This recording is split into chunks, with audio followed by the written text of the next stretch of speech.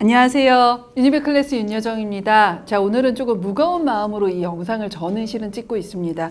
올해 이 수능과 관련된 다양한 기사나 이슈를 좀 어떻게 해야 하는가를 말씀은 드리고 싶고 드려야 할 것 같고, 그러나 저의 어떠한 말이 또 이 영상을 보는 수험생들에게 또 다른 파도로 한 번 더 치는 것이 아닌가 하는 우려도 좀 되고, 여러 가지 고민을 하다가 그래도 혼란스러울 수 있는 저희 유클 부모님들이나 친구들을 위해서 아무 말도 안 하고 넘어가는 건 좀 도리가 아닌 것 같아서, 오늘은 좀 이렇게 올해 나타나는 다양한 수능 이슈를 좀 어떻게 할 것이고 어떻게 대비하는 것이 가장 현명한 방법인지에 대한 얘기를 한번 해보겠습니다.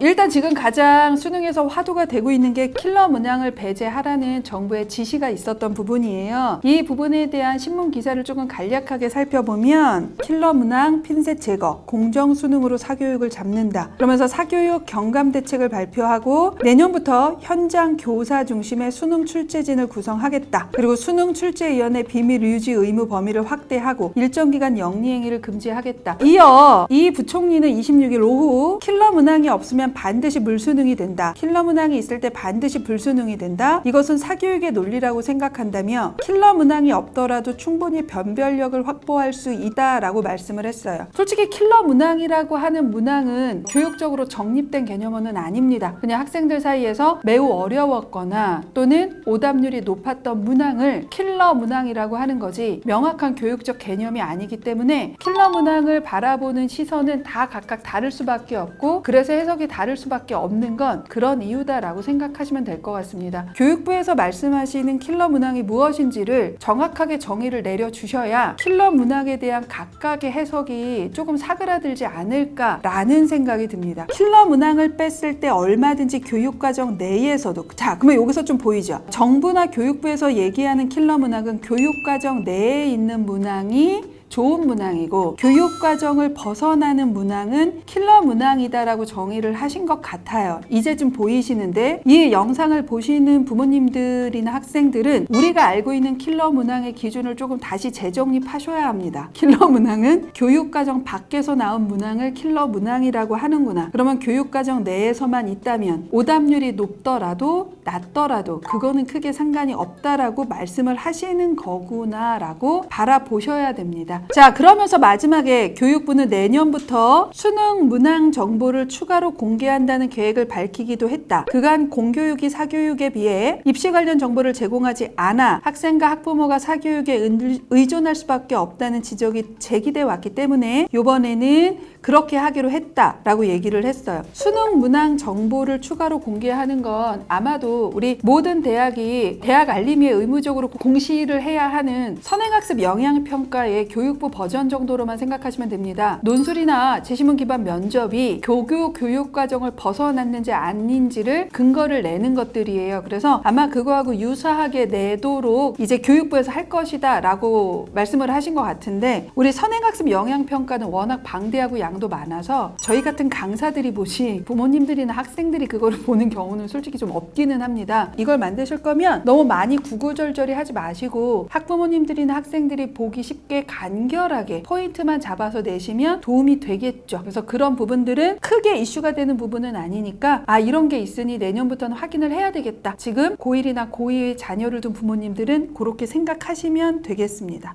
자, 다른 기사를 보면 이런 기사도 나와요. 전문가들은 수능 국어에서 타 과목의 지식을 요하는 지문은 줄어들고 교과서나 EBS 교재를 활용한 간접 연계 문항이 늘어날 것으로 예측하고 있다. 국어에서 킬러 문항이 없어지고 익숙한 문항만 나오게 되면 이는 즉 난도 하락으로 이어진다라는 기사가 있었습니다. 2019학년도 만유인력의 법칙이 나온 이후에 국어 6구 수능은 끊임없이 과도한 배경 지식을 요구하거나 대학 전공 수준의 비문항, 문항 등은 EBS에서 연계된 개념이 아니고서는 거의 나오지 않도록 노력을 하고 있습니다. 작년 수능도 그랬고요. 그다음에 올해 6월도 마찬가지입니다. 올해 6월 수학이 고교 교육과정을 벗어났느냐라고 한다면 그것에 동의하는 수험생은 그닥 많지는 않을 것이다 라고 생각을 합니다. 어느 정도 교육에 관심이 있고 그다음에 교육업에 종사하시는 공교육이든 사교육이든 다 알고 있는 부분이라고 생각을 합니다. 문항의 구성, 문제의 구성을 독특하고 다양하게 했을 뿐 그 개념 자체를 어렵게 내지 않았기 때문에 자, 우리 올해 육모 수학이 만점자의 표준 점수가 151입니다. 역대급이 나왔지만 그럼에도 불구하고 만점자가 나온 것은 그러한 것들을 방증하는 사례라고 저는 본다라고 보시면 될 것 같습니다.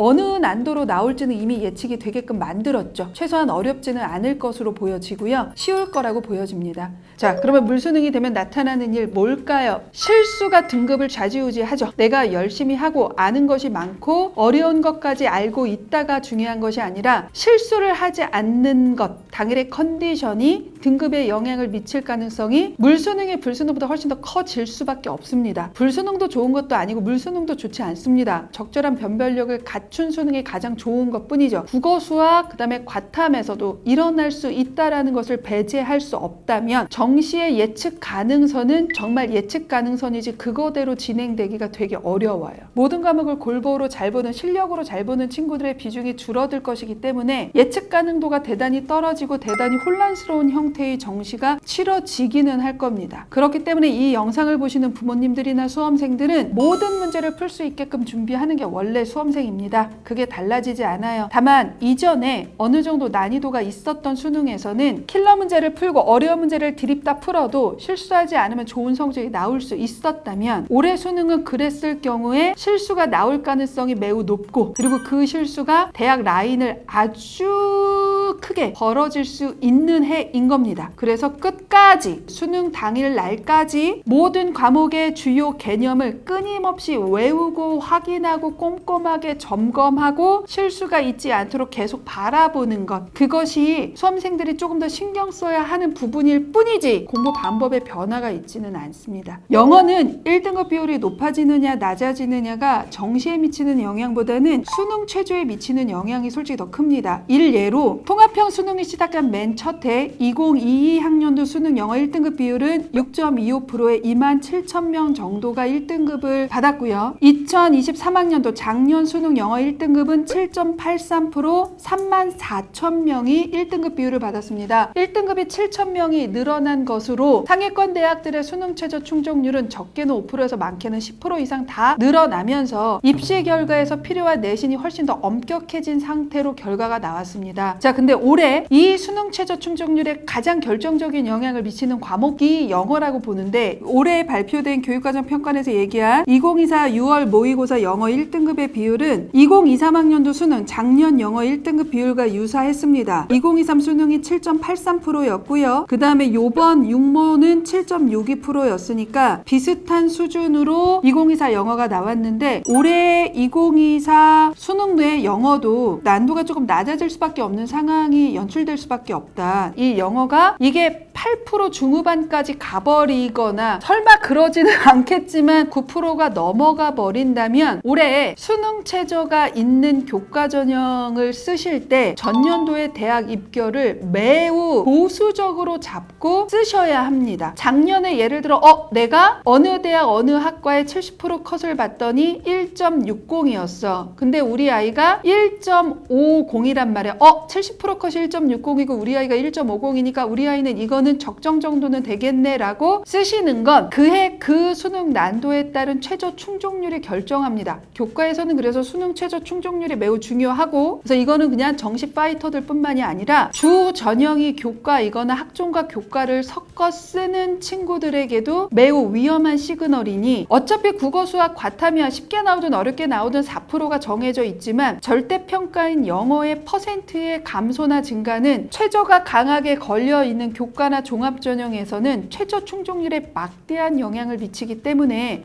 우리 아이는 정시 아니니까 하고 여유롭게 바라보지 않으셔야 하는 것, 이것을 어떻게 해야 되는가에 대한 고민이 저도 진짜 많습니다. 올해 어느 정도 표준 점수로 어느 정도 수준의 물수능이 될지 모르겠습니다. 진짜로 이러한 물수능이 돼서 최악의 형태의 만점자의 표준 점수가 나오게 되면 그때는 이게 우리에게 주어진 현실이 되니까 그 현실을 가지고 문제가 될 수 있는 요소들을 제가 조목조목 지적해서 말씀을 드리도록 하도록 하겠습니다. 다만 아직은 그 결과가 나온 시점이 아니라 그 결과를 향해 가는 과정일 뿐이니 우리 학생들은 그냥 지금 내가 할 수 있는 것을 하되 개념을 조금 더 꼼꼼히 보고 문제 푸는 것으로 내 공부를 끝내는 것을 하지 않아야 한다는 것만 기억을 하시고요. 그 다음에 부모님들 많이 걱정되시고 속상하시겠지만 이걸 갖고 배우자하고 얘기하거나 자녀들하고 얘기하거나 또는 뉴스를 틀어놓거나 하지 않고 그냥 보통 수험생의 부모로서의 일상을 살아주시기를 저는 부탁드리기 위해서 오늘 영상을 준비했다라고 생각하시면 되겠습니다. 오늘의 영상이 도움이 되셨으면 구독과 좋아요 부탁드리고요.